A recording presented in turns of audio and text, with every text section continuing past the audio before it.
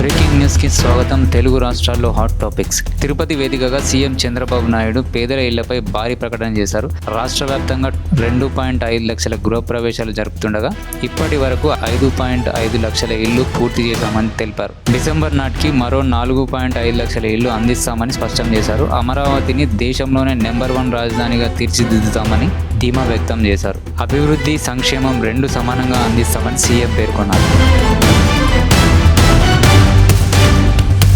అమరావతిలో ఆళ్ల రామకృష్ణారెడ్డికి హైకోర్టులో భారీ షాక్ తగిలింది. ఇన్నర్ రింగ్ రోడ్ కేసులో ఆయన దాఖలు చేసిన పిటిషన్లను న్యాయస్థానం కొట్టివేసింది. సిబిఐ దర్యాప్తు, బెయిల్ రద్దు, కేసు బదిలీ వంటి డిమాండ్లకు విచారణ అర్హత లేదని స్పష్టం చేసింది. దీంతో ఈ వ్యవహారంలో సీఎం చంద్రబాబుకు తాత్కాలిక ఊరట లభించింది.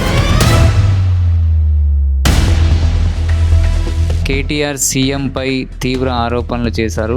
రేవంత్ రెడ్డి ప్రతిపక్షాన్ని బెదిరిస్తున్నారని విమర్శించారు. రాఘవ కన్స్ట్రక్షన్ వ్యవహారంలో మంత్రి పొంగులేటి శ్రీనివాస్ రెడ్డి కాపాడుతున్నారని అన్నారు. ఈ అంశంపై గవర్నర్కు ఫిర్యాదు చేశామని, స్వతంత్రంగా విచారణకు ఆదేశించాలని కోరినట్లు చెప్పారు.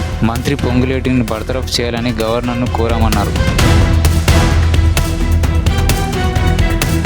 తెలంగాణలో ప్రభుత్వం hate speech and hate crimes bill 2026ను అసెంబ్లీలో ప్రవేశపెట్టింది. ఈ బిల్ ప్రకారం హేట్ క్రైమ్స్కు 1 నుంచి 7 సంవత్సరాల జైలు శిక్ష, పునరావృత నేరాలకు గరిష్టంగా 10 సంవత్సరాల జైలు శిక్షతో పాటు జరిమానా విధించనున్నారు.